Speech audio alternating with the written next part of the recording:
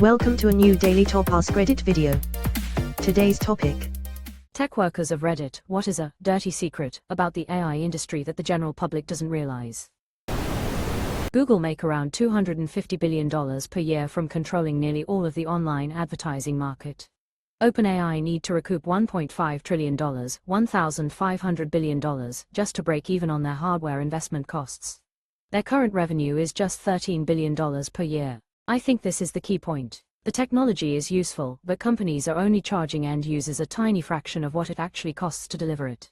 The cost-benefit analysis will completely change once these companies actually need to turn a profit. The good news is, I think that will recalibrate a bunch of AI will replace all human workers, doomsposting, but it will also be a disruptive event for a lot of companies that are leaning heavily on AI tools and using them to deliver value.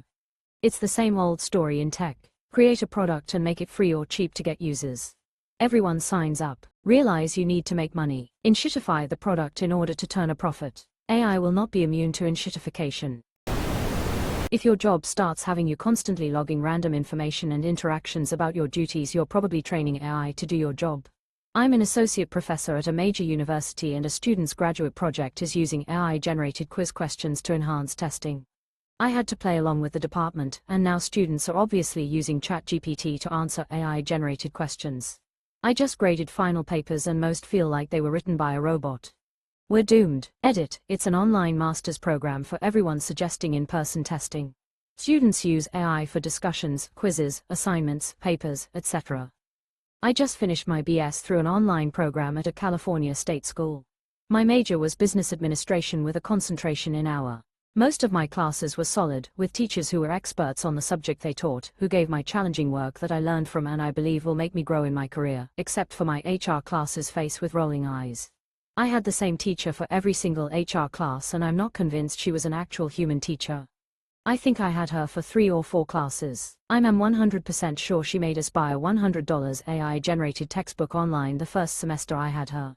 It wasn't from a credible publisher and I couldn't even cite it in my work because it had no author or date of publication.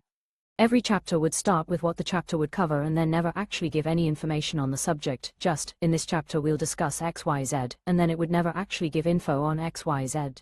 I was literally going nuts trying to read the text because I was getting nothing from it and didn't realize it's because there was nothing to learn. Her assignments were also incredibly convoluted and didn't align with the material she taught. They were impossible to do and I'm certain they were AI generated. In the following classes I had with her, she moved on to some platform that I also believe was AI generated but at the very least presented information that seemed legit, but her assignments stayed the same. I gave up and just started completing every single assignment with AI. I didn't even fake like it was my own. She gave us garbage input, so she received garbage output. It was an easy A, but I'm disappointed that I didn't learn anything of value from her. Not really. They're essay tests, completed in ink, on paper, in person. You know, old school. This is public, but OpenAI signed $500 billion worth of contracts through the next 10 years but fails to turn a profit yet. Long play for that big Bezos payoff at the end. Yeah, that's essentially how he got Amazon going. The first decade it didn't really turn a profit, but he just kept racking in money to build the first monopoly of its kind.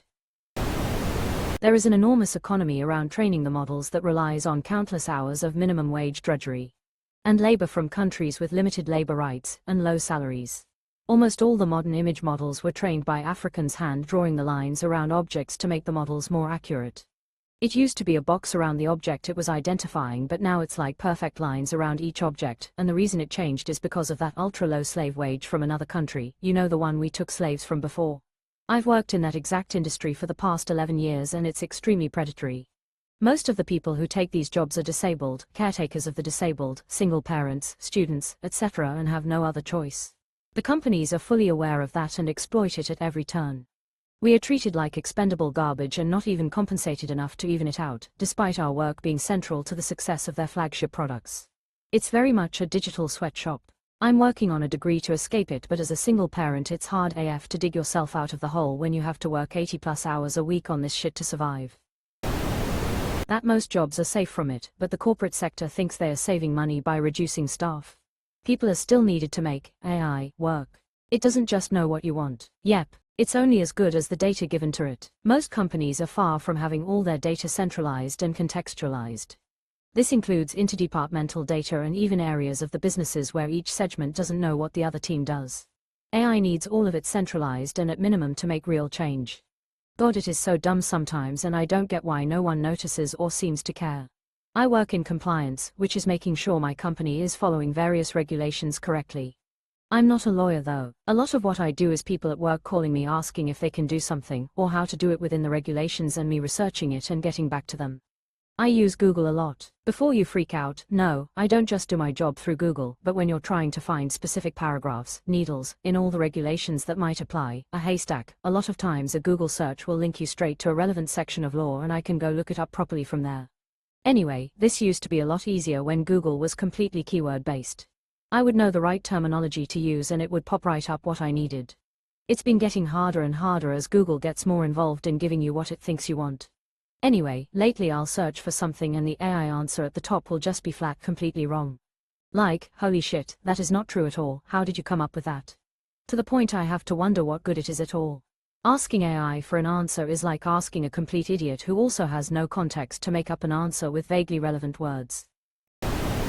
It's just reinterpreting what it finds on the internet. GIGO, garbage in, garbage out, still applies.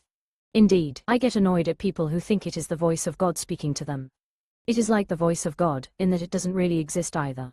Just make stuff up. I guarantee you more than half of the people answering this aren't tech workers and are just regurgitating online knowledge. I've read about 36 answers, and only 2 are close to rational, but the rest are indeed steeped in the talking points.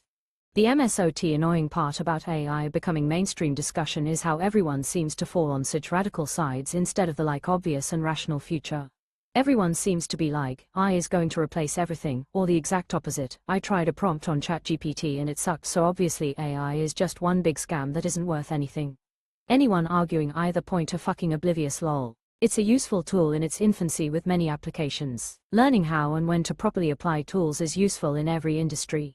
Understanding how you can use AI effectively is a valuable skill to have. I'm frankly amazed at how many of my fellow programmers don't know how to use it effectively without sacrificing quality. I always see them not using it at all, or over-relying on it to fill their inadequacy. Personally, I find it makes me far more productive, and because I know what I'm doing, it's not going to affect the quality of my work in any way. That most people don't understand what the fuck AI is, even tech people.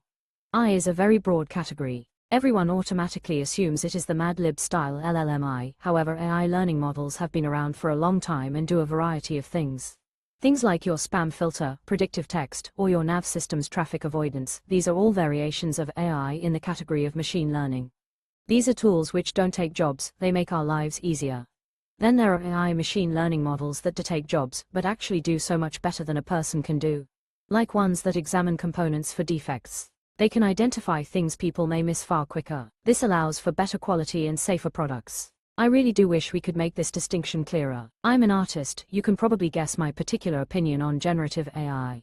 But there are also AI models that can quickly screen for cancer, can detect minute changes in data that no human could catch as fast. Hell, my dentist has a neat algorithm now that uses your X-rays to detect where your jaw nerves are, for easier injections and detection of issues. Gen AI is slop, pure and simple. It's elaborate pattern guessing, and because humans don't always follow set patterns, it means the calculations will never be 100% accurate. Kind of the same thing with GMOs. Am I in favor of Monsanto suing poor farmers because some seeds from their patented beans blew into an adjacent field and grew there? No. Am I glad someone figured out how to cram iodine into food crops so poor kids don't go blind? Yeah. Lots of companies waste huge amounts of money using AI to solve problems that would be far easier to solve without AI, just so their execs can say, we use AI too, to the market. Genuine organizational use cases where AI is the best of all available solutions and provides true ROI are vanishingly small. The current market around it is a huge bubble, but everyone's too invested to let the cat out the bag. It's the corporate equivalent of a tween trend with trillions of dollars behind it. I've seen a lot of, I use AI to automate sending emails, and just think to myself that's been doable with macros and VBA for decades. In a few months Alice is going to switch jobs, and whoever replaced them is going to have no idea how the code works or why. It'll be worse documentation than the crazy accountant leaves in their monster Excel files today. Yes, but if you noticed, the new Outlook has integrated support for VBA removed. Now you have no choice but to have AI rewrite your macros using the built-in macro recorder. Yeah, remember that FKN thing? That one, to generate COM commands through Winos. If I is a force multiplier, companies have two options. 1. Reduce workforce to offset this performance gain and achieve the same amount as before with less people. 2. Keep the people you have and gain more market share by leveraging the labor you already have along with the force multiplier provided by AI. It's telling that pretty much every company is choosing option 1. If it was everything people claimed it was, they would all be piling into option 2 and trying to win more of the market. Instead, it's convenient cover to reduce workforce while keeping a nice PR story. The companies they do number 2 aren't going to brag about it. They are just going to grow and outshine their competitors, and then the companies that shrunk while maintaining their same market will stand around stammering, "How did this happen?" Bicycle stick meme. Decreasing headcount is also more immediately visible in the next few quarters' financial statements. My dev team could double its output, but the company still has to build the sales pipeline and develop the new customers and support infrastructure to take advantage of it.